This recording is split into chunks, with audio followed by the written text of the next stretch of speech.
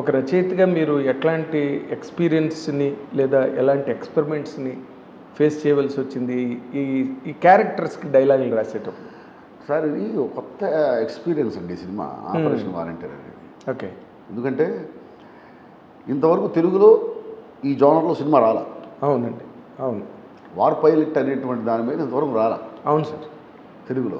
So ఏంటి, మనం అన్నీ కొత్తగానే ఉంటాయి. ఆ క్యారెక్టర్స్ మాట్లాడే భాష కొత్తగానే ఉంటుంది. దాన్ని ఏమంటారు, ఆ టెక్నికల్ వర్డ్స్ ఉంటాయి.